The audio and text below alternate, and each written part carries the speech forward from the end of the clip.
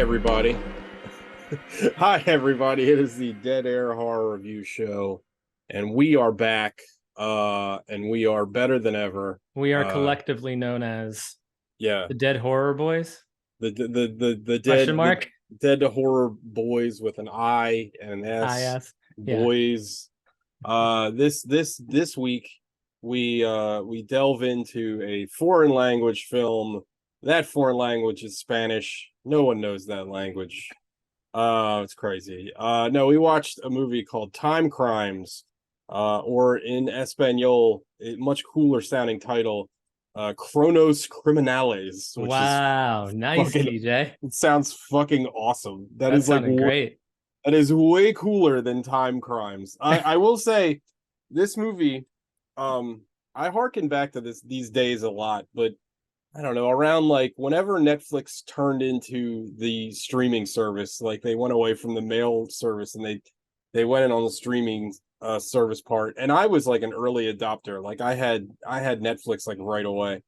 This was one of those movies that was on there like immediately. I scrolled past this movie about 75,000 times because the title is not very good and the Yeah. cover looks like very generic. It's literally just it's the guy that behind both Chris and Fine, mine's both of us. head. Yeah.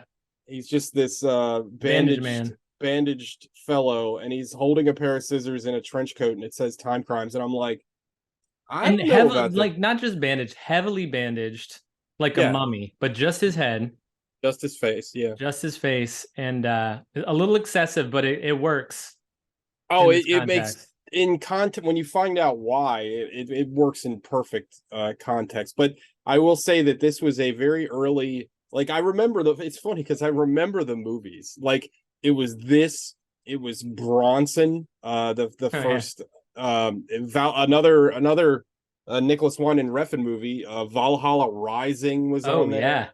A movie called Centurion, which is actually pretty good. Like And I these are just the ones remember you remember from Netflix, Netflix when they were like when it like, first started streaming. because I don't think people remember, but like Netflix like didn't have like a lot of like marquee things. Like they didn't have like it's not like well they didn't have any original They had material. zero original content. And hold on. Oh, Sorry, we need a sneeze button.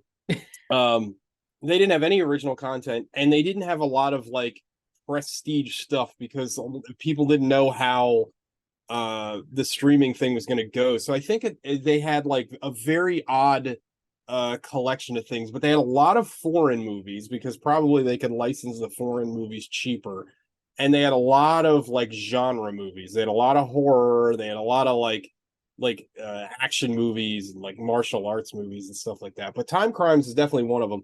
But I did not watch Time Crimes for years and years and years. I'm gonna say probably like a fucking decade before I actually sat down and watched it and because why do I you think want that is? Was it the name, it the was the poster? name, it was the name Yeah, and the poster. Like it did not, and I, again, it's like the old days, the very old days back in the video store. If I saw something that looked cool, had a cool title and a great cover, I'd watch it. But like if it didn't catch my attention, I would just scroll right past it. Another movie, a Netflix movie I just thought about that's pretty good that was on there originally was a movie called Coherence, which actually kind of similar to this movie. That movie is about like parallel dimensions, and it's pretty cool. Very low budget, but like low budget, like this movie, low budget, high concept. you know Which what? I One movie that no one would buy if it was based on the cover, hmm. Titanic. Oh, the As cover big of a sucks. blockbuster as that Terrible is, it cover. is. The cover is just so lame, So boring. Yeah, so sad. Just Jack and Rose staring at each other, yeah, it's having a terrible. staring I mean, contest. there's a lot of bad covers. I feel like, Oh, especially right. nowadays, I feel like we've lost the art of like good covers, especially like not for like re-releases and stuff. Video, like those companies do a great job, but like for like current movies, everything is just like photoshopped and boring, and it's just I don't know. I used to love like, and I still do like good movie artwork is like a important, for obvious reasons. Yeah, like Um, a Saul Bass, who made some of the most memorable movie posters oh, um, during yeah, his lifetime. Those are like iconic. And you look at them and people still talk about them. I Oh, can't really yeah. think of anybody Or like nowadays that people or are like like, Russ, what's his name? No, I was gonna say Russ Myers. I didn't mean Russ Myers. Roger Corman. If you look at yep, all his movies, he hired painters like Frank Frazetta and Boris Vallejo, because he figured if he had like amazing covers, people be like, "Oh, this must be good," and then they'd yeah. watch like $600 movie, you know. But anyway, Time Crimes. This is a movie that I want to say, movie the podcast alum Sean recommended to me a million years ago, and I finally sat down and watched it. And Shout out to I Sean. I gotta say, I this is probably my fourth or fifth time watching this movie. I fucking love Really this that many movie. times? Yeah, I really like this movie, and I've recommended this movie to a lot of people, and Yeah. ended up watching it with people. I feel like we haven't really gotten into like the sci-fi horror. Mhm. This is kind of a new territory for us. But for me, like I love well, one I love it's a quick movie. This movie is I think right at like an hour and a half. Like this movie is like in and out. There's no wasted motion. I love I love high concept, low budget films. Like this movie is very tightly written. I love time travel just in general. Like it's always interesting to me. Even like bad time travel movies, I'm always just a little bit interested in. And I think that like I don't know, this movie just is like what I like about movies. There's like no fat, and it's just Mhm. like it just starts and you go and you're with it the whole time, and then you kind of have a lot to think about after it's over because you wander into the wonderful world of a what's the word, a it's not a time paradox, but it is a causal loop basically, which is kind of confusing, but like everything Like that's multiple loops. well, yeah, because everything that's already happened had to happen to let the other things happen.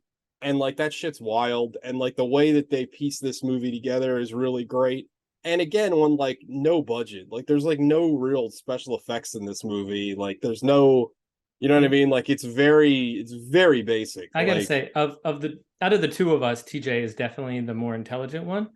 I When don't I know about first started that. watching this, I was like, uh-oh, like we're talking about parallel dimensions and time loops. Oh shit, like I'm Yeah, gonna get confused real easy. yeah, And because for me, time equals numbers, numbers right. equals math, and math me I bad hate at. And I I was hate like, oh math. crap. Yeah. I'm gonna get Yeah, but lost it's real it's quick. it's more But like it's hypothetical science, so it's not like yeah, real science. Yeah. it it doesn't take a real brainiac to follow what's going on here. No, I'll no, be I the think first one that to say, yeah, but I think it that they is do a so great job. compelling, and the way that they do it, because I feel like something like this could be real boring real quick. Yeah, Oh, another time loop. Oh, how convenient. Like a dream sequence. Like, oh, you're just going to keep playing the same sequence over and over and over again. right, right. Like, it seems like a lazy concept. But this is fucking brilliant. Like, I can't believe I've never heard of this before. Yeah, yeah. You Well, may I have think recommended it to me before, but I probably I forgot about don't it. But know. holy crap. This was I am so sorry. You're fine. This But is yeah, I think it's very easy. It's again, it lets you chew on a lot of the storyline, but I don't think it's hard to follow. Like right. it's something once it's over you're gonna think about, but I don't think it's like it's not like a movie that's like kind of obtuse and doesn't give you everything that you need as an audience. Like it gives you everything. And it also has what I love to refer to as a Tales from the Crypt ending, where like you think the ending is gonna go one way and then you kind of it's revealed that it's like, oh shit.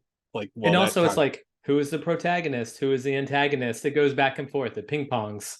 also like you don't really like by the end of the movie like well what is really gained, like you don't really know, and is his loop really over at the end because like it's hard to even tell that. Like it's pretty interesting also. Like have you ever seen the movie Primer? That's probably my favorite time travel movie. I have not. um it's also a movie that is amazing because it is literally an hour long. Now it is very confusing, like to the point of like kind of like I think that's almost the point of the movie is that it's like super confusing. In that movie, these guys create a time machine, but basically it's less a time machine and more a cloning machine, and it's fucking wild. I highly recommend it. That was another Netflix movie. Shane Carruth is a genius. He also made a movie called Upstream Color that I think is absolutely amazing. Unfortunately, Shane Carruth, allegedly not the greatest guy in real life and kind of has torpedoed his career, but his two movies, like, I fucking love those movies. Like, to me, like Timecrimes and Primer, and there's another really good time travel movie that I like that's also kind of a horror movie called Predestination. Like, watch those three in a row. Like, that's a hell of a triple feature, but like they're all really good. But let's get into Timecrimes. We're jumping all around. Yeah.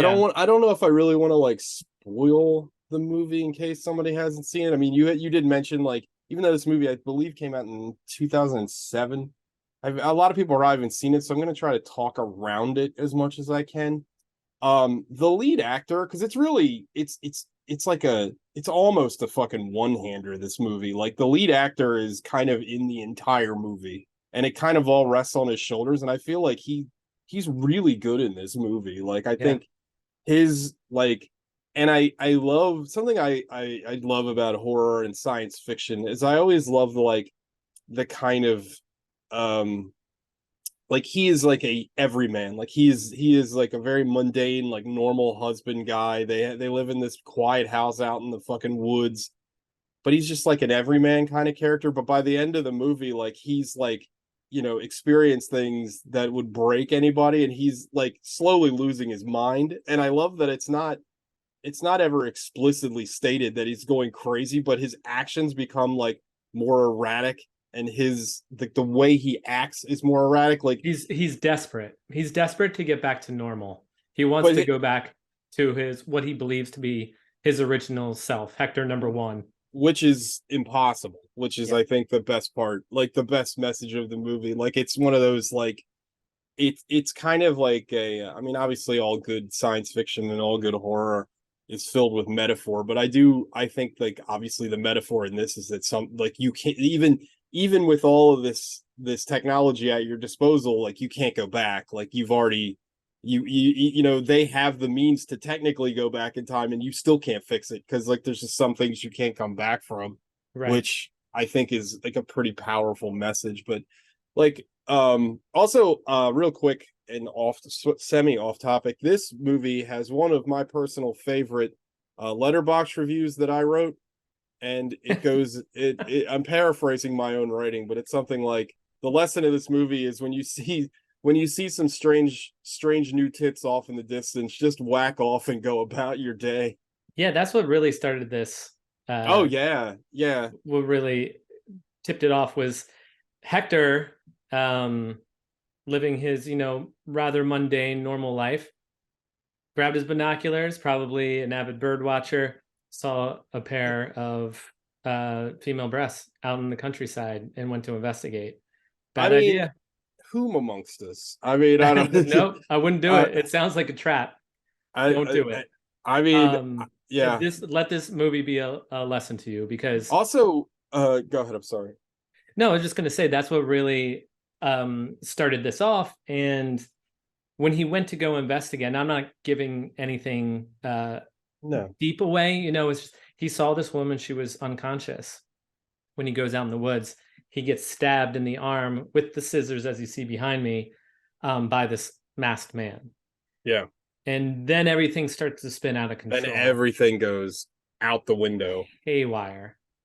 And Um, Good.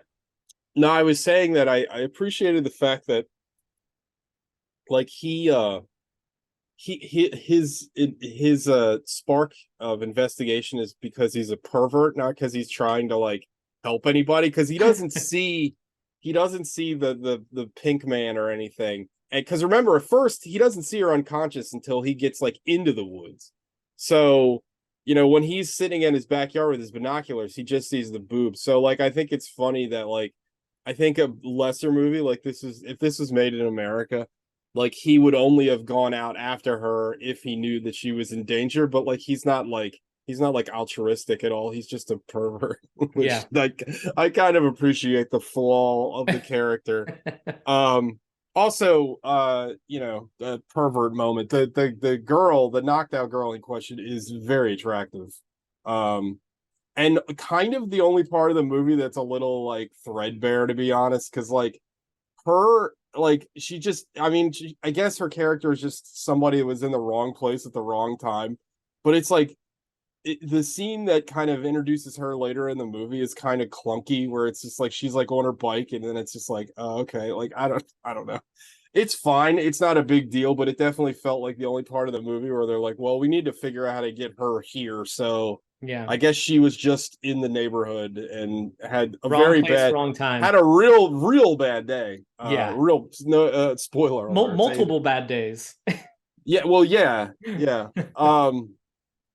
But anyway, that, like Chris said, that leads Hector on a loop. He starts himself on this time loop, and without spoiling anything, he on his investigation after getting stabbed, he finds that there's this like research lab basically next door, and in that research lab they have made a functioning time machine, and then everything just goes out the window. And I've Yeah. used that So expression twice, but Hector 1 attempts to escape this masked man, heads into this laboratory where he comes across a walkie-talkie, makes contact with someone. He doesn't know who this person is, and is led to this silo where there's this big machine, and Hector's being chased by this guy um, behind me and behind TJ.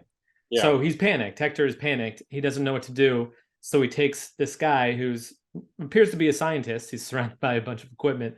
Um, he tells the scientist, or asks the scientist, like, to help me. He's desperate, and scientist says, which I would never do. I don't know about you, but if somebody tells me to get in like a makeshift coffin, Yeah, no, yeah, no, yeah. Just get especially if in. it's filled with water, Yeah, like just that is nightmare inducing. get into this big tub, and Yeah, he of finds you. It's milky like, white substance. Yeah, yeah, yeah, yeah. and who also that scientist, which I read later, is actually the director of this film. Yeah. That guy has also made. I mean, he's made a few movies, but he made a movie called Colossal, which I highly recommend. It's not a horror movie, but it's very, very good. And I had no idea he directed it until literally today when I was looking up his IMDb. I was like, oh, he made Colossal. I love that movie. Um, Yeah, he's also great in this movie, like as this kind of scientist that's like in over his head. Yeah, Um, and again, unfortunately, I just don't think we should spoil the movie or like go into the entire plot. Just know that like it is literally like one of the tightest scripts that I've ever seen. Like it is very, they keep introducing more elements to the story, and it gets crazier and crazier. But by the time it ends, it's in a nice little package, and everything makes I, sense. I feel like I have an idea. Tell me if you disagree. I think we should spoil it, but not till the very end. And just we'll do a disclaimer. We'll let all of you out there know if That's you don't fine. want to know the end of it, just stop listening right now because we're Yeah, about go to. watch it. Because the end is great. Yeah, I the feel end's like really good. it would we'd be doing the movie a disservice if we didn't like talk about Yeah, the ending. that's fine. And also you can watch this movie. This movie is all over streaming. You can watch it on Crackle. It's on Crackle's still Plex's. around? Crackle's still around. It's owned by Wow. Sony. It's on Amazon Prime. It's so go watch it. Go watch the movie. It's free on Pause, Plex, except pause the show. you got to watch like 30 minutes of commercials. Yeah, same with Crackle. You got to watch commercials. But anyway, yeah, so go watch the movie and then come back and listen to our thoughts on the ending and the rest of the movie. So what part of the movie do you want to start out with? Just the fact that we get several Hectors, Yeah, and so the time machine can only go back what, 40 seconds or something? an hour. I thought it was less than that. I think it was. Let me double check, but I'm pretty I thought it sure. was only 30 seconds before the last one showed up. It was like very, very brief. Um, I could be wrong. Yeah, give me a you keep talking. I'll look That's it why up. the loops. That's why the loops are so tight because they can only go back like a very like they don't have a And much. it's I, approximately an hour back in time. okay, I was off, but it's still like they don't go back very far. Right. So anyway, so Hector goes into the tub. The Hector Prime, let's just call him, goes into the tub, comes out, and then basically he ends up he ends. How does he get to the house? God, because there's so much shit that happens. Like he ends up in the car, or no, the scientist tells him to stay put and not do anything and Yeah. not call his house, not go back to his house. And then Hector ends up fucking stealing a truck and then driving to his house, but then like his truck gets knocked off the road, right? Yep. And the thing And is, the what the scientist warned Hector was that whatever you do now is consequential for the rest of history, because any move you make now is going to change everything else. So the right. best thing you can do is stay in this room, be quiet, let me figure this out. But is this scientist a trusting figure? We don't know. Is he part of this time crime? We don't know. You also have no idea how many times this has already happened, even though Right. they talk about it, because again, the beginning of the movie starts. Like it's so, and also like there's things that happen in later loops that Hector Prime sees initially, right? Like he sees the Yeah. garbage can knocked over in the road, and he sees all that stuff. Technically, doesn't happen until like the fourth loop, but Yeah. again, it's a causal loop. So it's one of those things where in order for everything to happen, it has to have already have happened. It's very confusing, timey windy, wonky donkey kind of I stuff. mean, I'm no physicist, but uh, if this loop continued to happen, would they eventually all be running into each other? I don't Just know. bouncing off of one another. Yeah, I mean it's hard to say, It'd be a right? battle royale of Hector's. But I'm jumping around, but he does end up going back to his house, and then he ends up he ends up scaring again, we were in spoiler territory, but he thinks it's his wife in the house, and she ends up falling off the roof and dying, and that actually causes him to like Hector to go back and like basically demand the scientist be like, you gotta send me back into the past so I can fix this. And I mean, I jumped over a lot of steps, but that is the That's the real gist. And he never really crux. tells the scientist why. I don't believe. No, He no, doesn't. he don't. He doesn't clue him into anything. He just says, and he's very confident about, like, there is no punches pulled here. He's just like, you're getting me in there, and we're doing this all over again. And scientist was just like, all right, I guess we're doing this again. Yeah, and I can't remember what sequence, but at one point he tells Hector that he's already told him all this shit, and that there, you know what I mean, that there was another Hector in the room while he was getting sent back into time, and it's wild. The whole thing is fucking wild. Also, I totally skipped over how the origins of the naked girl and all that stuff. Basically, Hector, like again, because he's trying to recreate the events that he saw that started this whole thing. He takes the girl and he needs her to basically be naked in the woods so that Hector starts the loop from the beginning. But again, that's how he started. So that's what I mean, where it's like a causal loop. So it's like it doesn't. It's very it's very wild to think about Very because it's like heady. That's right, a brain. where did it actually start? You know what I mean? It had Right. to have started somewhere because all this stuff has already happened. But anyway, the big Tales from the Crypt ending is by the time we get to like Hector 3. Well, uh can I point something out real quick? please. Um, just not to gloss over the point that you made before about when he was chasing who he thought was his wife through the house, um, to help. Well, he in his mind he's saving her. In her mind, she's running away from him. So Right. um, it's a bit confusing in that sense because there's two Hectors in the house, and the Hector that's trying to save her uh, chases her out, and she falls to her death. Yeah. And He, then he and he loses his mind. well, you find out later on in the movie that he purposely he sets up the girl to do all this, and which is fucking wild too. Like, It is, yeah. because he finds out that at some point he finds out that it wasn't his wife, but he needs to protect his wife, so he basically tells his wife to stay in the basement and stay down there no matter what.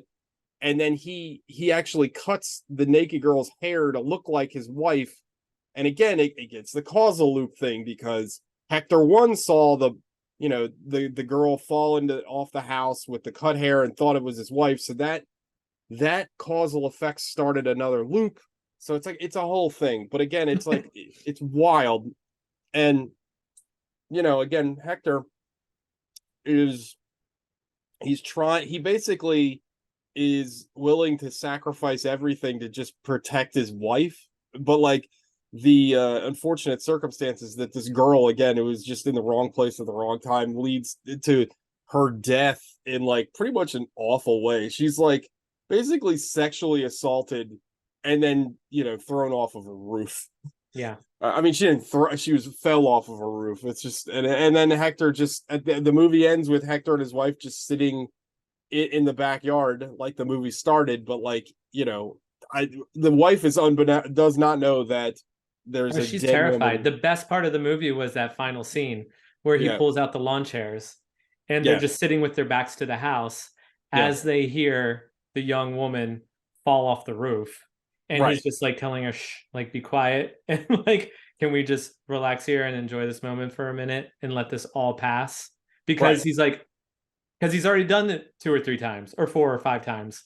So right. he knows what's going to happen. If as long as he just sits there, it's going to go away.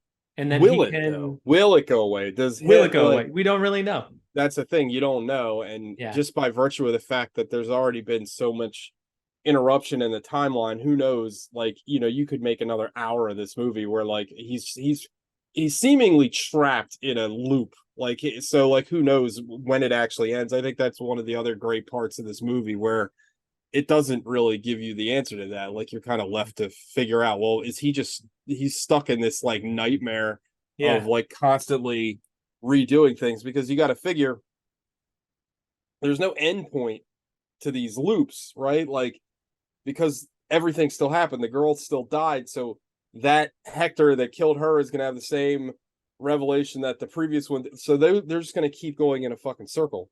You know what I And mean? this is not a new concept. No, no. Like there's people have talked about, I don't know, I'm no physicist, but about multi-dimensional planes and different levels of existence. And that's basically all this is. Yeah, Um, but it's done in such a compelling way. And there's generally like I like when things are resolved for good or yeah. bad. Like I want to see some kind of resolution. There was zero here, and I was No, completely content. In fact, I I think thought they couldn't have done the ending any better. I think it works for the story that it's Yeah, doing. Like, I don't think I think if you had some kind of stupid like, well, this is going to undo the timeline or something. Like, I yeah. feel like the best parts of this movie are the stuff that's not really explicitly stated, like stuff that's just kind of implied. I think that's like the strongest suit of this movie. Like, I think there's a lot to chew on, but like I'm glad that they don't spell a lot of things out for you.